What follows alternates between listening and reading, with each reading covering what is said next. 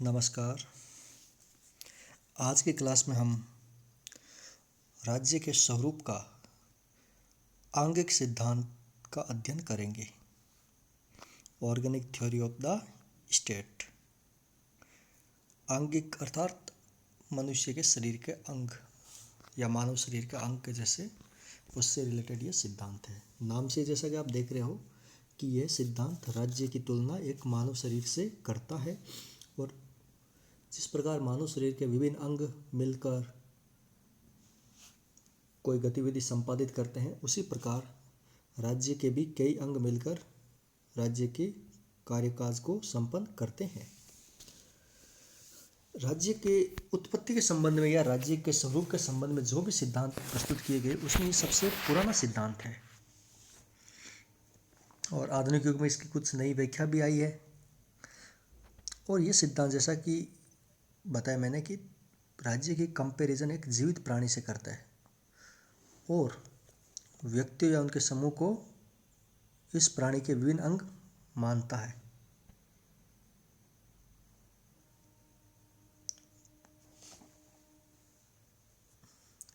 और अगर हम इसको इंडियन पॉलिटिकल थिंकर परंपरा में इसको देखें, तो भारतीय राजनीतिक चिंतकों ने, जिसमें मनुस्मृति है, शुक्र नीति है और कौटिल्य का अर्थशास्त्र है, इसमें राज्य के सप्तांग सिद्धांत का विवरण हमें देखने को मिलता है कि राज्य के 7 अंग है, 7 अंग है, जिसकी तुलना मनुष्य के शरीर से की गई है और इनके साथ मिलाकर राज्य को स्वरूप का अध्ययन किया गया है। कौटिल्य ने जिस प्रकार अपने पुस्तक अर्थशास्त्र में राज्य के 7 अंगों का विवरण दिया है और उनकी तुलना मनुष्य के उपयुक्त शरीर से अंग से की है। जैसा कि कौटिल्य ने बताया है कि राज्य के 7 अंगों में पहला अंग है, मान लो राजा या स्वामी। वो मनुष्य के शरीर के एक सर के समान होता है, सिर के समान, राजा या स्वामी। और अमात्य या मंत्री, उसकी आंखें हैं। और मनुष्य का मित्र या राज्य का मित्र मनुष्य के कान के जैसा होता है उसकी। और राज्य का कोष अर्थात खजाना मनुष्य के मुख के समान होता है। और राज्य की सेना मनुष्य के मस्तिष्क के बराबर होती है। और राज्य का दुर्ग अर्थात जिसमें राजा निवास करते हैं, मनुष्य की बाहों के समान होती है। और नगर अर्थात भूमि जिसमें लोग रहते हैं, वो राज्य या प्रजा, वो मनुष्य की राज्य की जांघों की जैसी काम करती है। तो इस प्रकार ये राज्य को एक आंगिक सिद्धांत मानकर चलता है कि अगर कोई भी गतिविधि संपादित करती है तो इन सब को एक साथ मिलकर काम करना होगा। कोई भी अकेला अंग इसको संपादित नहीं कर सकता, सबको साथ मिलकर काम करना होगा। ये तो हम भारतीय चिंतन परंपरा में हमने देखा। अभी हम पश्चिम में जो यूनानी चिंतन परंपरा है, उसमें अगर हम देखते हैं तो इसका विचार सबसे पहले प्राचीन यूनानी दार्शनिकों ने, जिसमें प्लेटो, अरस्तु आते हैं। सेकेंड ईयर में आप इनको पढ़ोगे, इनके राजनीतिक विचार, उन्होंने इसको रखा। और मध्यकाल में भी ये विचार किसी न किसी रूप में चलता रहा। फिर इसको वर्तमान आधुनिक युग में स्टेट का एक आया था, mechanism theory of the state, राज्य का यांत्रिक सिद्धांत। उसने इस सिद्धांत को चुनौती प्रस्तुत की, परंतु वर्तमान काल में जीव वैज्ञानिकों ने यंत्र सिद्धांत राज्य का क्या था, ये सिद्धांत राज्य की तुलना एक मशीन से करता है, जिसे मनुष्य ने अपने लाभ के लिए सोच विचार कर बनाया है या उसका आविष्कार किया है। तो उन्होंने बोला कि राज्य एक आंगिक सिद्धांत नहीं है, ये मशीन के यांत्रिक सिद्धांत है, जिसे मनुष्य ने अपने सोच समझकर बनाया है। और वर्तमान युग में इसको जीव वैज्ञानिकों ने इसे नया जीवन प्रदान किया। और फासिस्ट विचारधारा ने इसका एक विकृत रूप हमें देखने को सामने मिलता है, जो ये मानकर चलता है कि राज्य के आदेशों को आप अवहेलना नहीं कर सकते। अगर राज्य के आदेशों की अवहेलना कर रहे हो तो राज्य का उत्थान नहीं हो सकता, राज्य के लिए सबको सौंप देना चाहिए। इसका विकृत रूप सामने आया था, तानाशाही या नाजीवाद के रूप में सामने आया था। अब हम देखते हैं ये सिद्धांत है, उसकी मुख्य मान्यताएं क्या है। तो इस सिद्धांत की मुख्य मान्यताएं हमें देखने को मिलती है। पहला तो ये कि राज्य एक प्राकृतिक संस्था है। अब प्राकृतिक किस रूप में है? प्राकृतिक अर्थात state is a natural institute, कि ये प्राकृतिक संस्था है और स्वाभाविक रूप से मनुष्य के जीवन से ये पहले बनी हुई है। और सभ्य मनुष्य स्वाभाविक रूप से राज्य बनाकर रहते हैं और राज्य और व्यक्ति के दोनों का परस्पर संबंध को ये इस प्रकार स्वीकार करते हैं जैसा कि शरीर और उसके अंगों में पाया जाता है। अगर हम देखें इसको तो ये कहता है कि जैसे शरीर से कट जाने पर किसी अंग का कोई महत्व या अस्तित्व नहीं रह जाता, वैसे ही व्यक्ति को राज्य से अलग कर देने पर उसका अस्तित्व निरर्थक हो जाता है। अर्थात व्यक्ति का महत्व तभी तक है जब वो एक राज्य का अंग है या राज्य के अंदर निवास करता है। जैसा कि हमने देखा कि प्राचीन यूनानी काल में प्लेटो और अरस्तु के समय से प्रसिद्ध रहा हुआ है सिद्धांत। प्लेटो ने कहा था, प्लेटो का स्टेटमेंट है कि राज्य व्यक्ति का वृहत रूप है। अर्थात व्यक्ति का बड़ा रूप कौन सा है? राज्य। State is the individual writ large. और उसने क्या कहा कि व्यक्ति और राज्य के गुणों की विस्तृत तुलना प्रस्तुत की उसने। प्लेटो के अनुसार क्या कहता है वो कि व्यक्ति के व्यवहार के 3 स्रोत हैं: तृष्णा, मनोवेग, भावना और ज्ञान। APT, emotion and knowledge. तो उसने इसकी शरीर से तुलना किस प्रकार की कि तृष्णा या एपिटी, उसका स्थान मनुष्य की कमर में है और मनोवेग का स्थान उसके हृदय में है और ज्ञान का स्थान उसके मस्तिष्क में है। और इन तीनों गुणों के आधार पर ही प्लेटो ने समाज को 3 वर्गों में विभाजित भी किया। और उसने कहा कि जिसमें तृष्णा की प्रधानता होगी वो उद्योग या व्यापार करने में तत्पर रहेगा, और जो मनोवेग से परिपूर्ण होंगे वो सैनिक बनेंगे और युद्ध के मैदान में अपना पराक्रम दिखाएंगे, और जो ज्ञान से संपन्न होंगे वो दार्शनिक राजा बनेंगे। और मनुष्य की सर्वोत्तम अवस्था कौन सी है? प्लेटो कहता है वह अवस्था सर्वोत्तम है जिसमें तृष्णा को मनोवेग से शक्ति मिले और ज्ञान से मार्गदर्शन मिले, कि उद्योग व्यापार को सैनिक वर्ग से पावर मिले और राजा या दार्शनिक का मार्गदर्शन प्राप्त हो। तो राज्य की सर्वोत्तम अवस्था कौन सी होगी? राज्य की सर्वोत्तम अवस्था वह होगी जिसमें व्यापारी वर्ग अपनी गतिविधियां बिजनेस तक सीमित रखे और सैनिक वर्ग रक्षा का दायित्व को स्वीकार करे और दार्शनिक वर्ग सत्ता का सूत्र को संभाले। तो ये प्लेटो का राज्य का आंगिक सिद्धांत के संबंध में था, और इसी के आधार पर प्लेटो ने अपनी न्याय व्यवस्था और आदर्श राज्य का सिद्धांत प्रस्तुत किया था। अब तो ये तो प्लेटो का था। अब प्लेटो के बाद में सेकंड जो थिंकर है वेस्टर्न मुख्य थिंक, वो है अरस्तु।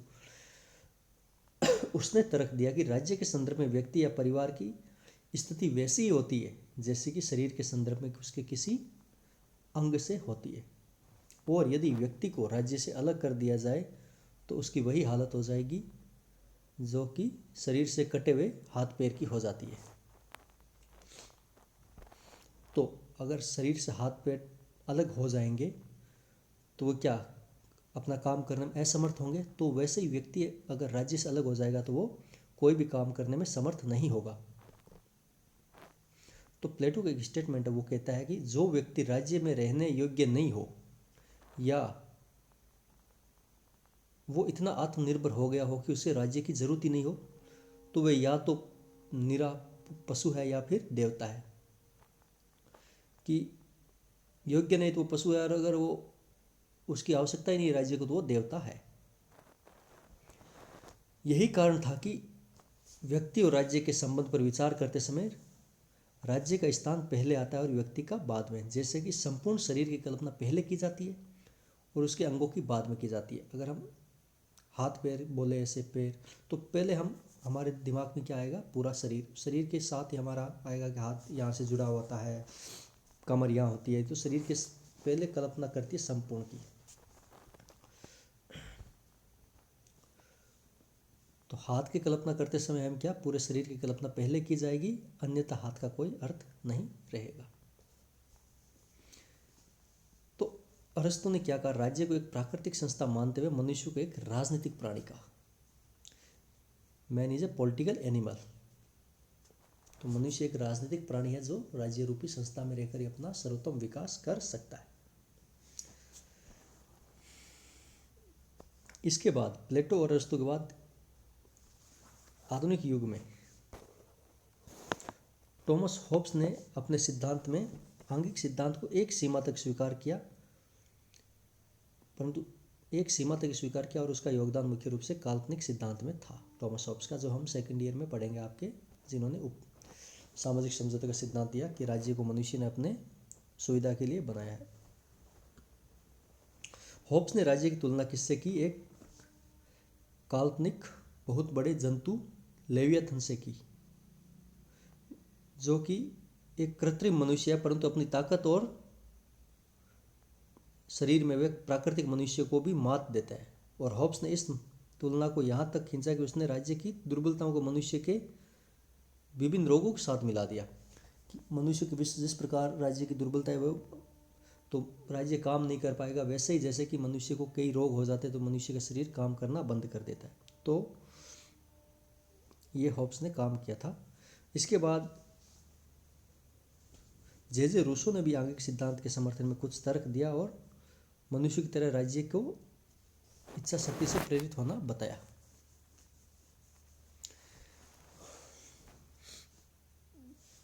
तो ये मुख्य रूप से राज्य का आंगिक सिद्धांत था, जो जीव वैज्ञानिक संप्रदाय ने बोला राज्य एक प्राकृतिक संस्था है, वो किस प्रकार है वो हमने देखा। दूसरा जो बोल रहा है कि राज्य एक नैतिक संस्था है। तो इस सिद्धांत की धारणा क्या कहती है कि राज्य एक नैतिक संस्था भी है और राज्य जीवन की रक्षा के लिए अस्तित्व में आता है और अच्छे जीवन के लिए बना रहता है। अर्थात कि राज्य की छत्र छाया में ही मनुष्य मिलजुल कर रहते हैं और अपना काम बांट लेते हैं और अपनी भौतिक आवश्यकताओं की पूर्ति भी कर लेते हैं। वैसे अन्य जीव जंतु भी किसी न किसी तरह अपनी भौतिक आवश्यकताओं की पूर्ति तो करते ही है, परंतु जब मनुष्य राज्य के रूप में संगठित होता है तो उन्हें उच्च कोटि के जीवन जीने का अवसर भी मिलता है। जैसा कि अरस्तु ने बोला कि जैसे शरीर के कई अंग अपनी पृथक पृथक क्षमता के अनुसार भिन्न भिन्न कार्य संपन्न करते हैं, वैसे ही समाज के भिन्न भिन्न मनुष्य अपनी पृथक पृथक योग्यता के अनुसार भिन्न भिन्न कर्तव्यों का पालन भी करते हैं। तभी तो अरस्तु ने कहा था कि कुछ मनुष्य अपने जन्म से ही दास बनने के लिए नियत होते हैं और कुछ स्वामी बनने के लिए पैदा होते हैं। तो इस तरह अरस्तु ने दास प्रथा को प्राकृतिक एवं स्वाभाविक संस्था मानते हुए उसको उचित ठहराया और उसने तर्क दिया कि केवल स्वामी ही सद्गुण की क्षमता रखता है और उसे कार्य रूप देने के लिए उसको अवकाश की जरूरत पड़ती है, और दास में सद्गुण की क्षमता नहीं पाई जाती, वो सिर्फ स्वामी की सेवा है करके ही ये काम कर सकता है। तो इस दृष्टिकोण के अनुसार क्या है कि मनुष्य राज्य के भीतर अपने अधिकार और कर्तव्यों का निर्वाह करते हुए नैतिक गुण अर्जित करता है और समाज के विभिन्न वर्गों में कार्य का विभाजन होने से सभी मनुष्य एक दूसरे को अपने अपने गुणों से लाभ भी पहुंचाते हैं और इससे हमारे मन में अपने सहयोगियों के प्रति दायित्व, स्नेह, ममता और सहयोग की भावना भी पनपती है, जिससे कि हमारा चरित्र भी उन्नत होता है। नैतिक स्वरूप जो राज्य का था, इसको वर्तमान में आदर्शवादी संप्रदायों ने आइडलिस्ट स्कूल ऑफ थॉट के नई दिशा प्रदान की और यह विचार प्रत्यक्ष रूप से राज्य को आंगिक सिद्धांत के अंतर्गत तो नहीं आता, परंतु उसकी मान्यताओं के निकट रूप से जुड़ा हुआ। जैसा कि रूसो ने सामान्य इच्छा का सिद्धांत यह मानकर चलता है कि राज्य जिस इच्छा से जन्म लेता है वह पृथक पृथक मनुष्य की इच्छा नहीं होती, बल्कि एक ही व्यक्ति की इच्छा की तरह एकसार होती है। दूसरी तरफ एक विचारक हुआ था हेगल, जिसने ये मत प्रकट किया कि जैसे प्राणी का विकास उसके अंगों के विभेदीकरण का परिणाम है, वैसे ही राज्य का विकास भी समाज के विभिन्न संस्थाओं के विभेदीकरण का परिणाम है। और हेगल का स्टेटमेंट है कि राज्य धरती पर ईश्वर की यात्रा है, तो राज्य एक साध्य है और मनुष्य उसका साधन है, तो राज्य की आज्ञा के पालन में ही व्यक्ति की स्वतंत्रता निहित है। तो ये इसकी मुख्य मान्यताएं थी। अब इसकी अगर हम क्रिटिसाइज करें इस सिद्धांत की, तो पहली क्रिटिसाइज तो ये है कि ये सिद्धांत क्या करता है कि मनुष्य को एक बनी बनाई व्यवस्था में अपनी स्थिति और कार्य करने की शिक्षा देता है और उसी आधार पर अरस्तु ने दास प्रथा को भी उचित ठहराया, जो कि गलत है, क्योंकि अरस्तु ने कहा था कि शरीर में कुछ ही अंग सोचने की क्षमता रखते हैं और दूसरे अंग उसके नियंत्रण में रहकर काम करते हैं, उसी प्रकार समाज में भी क्या होता है कि कुछ लोग होते हैं जो अपना विवेक का यूज करते हैं और कुछ उनके नियंत्रण में रह के काम करते हैं। तो इस प्रकार दास प्रथा सही है क्योंकि उनमें विवेक नहीं पाया जाता। तो ये वर्तमान अगर लोकतांत्रिक परिप्रेक्ष्य में हम इसको देखें तो ये चीज़ गलत ठहराई जाती है। दूसरी आलोचना ये है कि आंगिक सिद्धांत के संदर्भ में ये बात है कि ये दो वस्तुओं में समानता आरोपित करने का तर्क स्थापित नहीं हो पाता है और ये दृष्टिकोण राज्य को एक आदर्श व्यवस्था मान लेता है और उससे व्यक्ति से अपेक्षा करता है कि उसके आदर्शों की पालना और परंपराओं का पालन आंखें बंद कर कर करने लग जाए। परंतु अगर हम यथार्थ जगत में देखें तो राज्य का शक्ति का प्रयोग भी न कोई मनुष्य ही करता है, जिसकी अपनी कमजोरियां और स्वार्थ होते हैं। तो उसकी आज्ञाओं का पालन विनाशकारी भी हो सकता है, जैसा कि जर्मनी में हिटलर और इटली में मुसोलिनी के ज़माने में हुआ था। तीसरी इसकी क्रिटिसाइज ये है कि यह सिद्धांत एक वर्ग विभाजन को बढ़ावा देता है और छोटे बड़े के अंतर को बहुत महत्व देता है। ये सिद्धांत क्या कहता है कि कुछ व्यक्ति स्वभाव से उच्च काम के लिए पैदा होते हैं और कुछ निम्न कार्य के लिए होते हैं, तो उन्हें अपनी अपनी स्थिति के अनुसार काम करना चाहिए। तो इस प्रकार ये सिद्धांत क्या करता है कि प्रचलित व्यवस्था के बंधन और व्यवस्थाओं को नैतिकताओं का रंग देता है, कर मूल्यों को विकृत कर देता है और ये सिद्धांत मनुष्य की समानता का विरोधी है और ये वंचित वर्ग को शुरू से अयोग्य ठहराकर उनके उन्नति के मार्ग को बिल्कुल बंद कर देता है। तो अगर हम लास्ट में देखें कि इस सिद्धांत की एक अच्छाई यही है कि ये समाज के विभिन्न वर्गों के सहयोग, मेल जो हार्दिकता और एकता पर बल देता है और इस तरह ये सामाजिक सुदृढ़ता को बढ़ावा देता है और संकट के दिनों में यह सिद्धांत विशेष रूप से उपयोगी है। सामान्य अवस्था में यह सामाजिक विषमताओं और अन्याय पर पर्दा डालने का काम करता है। ये राज्य का आंगिक सिद्धांत था जो हमने आज देखा। आज की क्लास में समाप्त करते हैं। Thank you.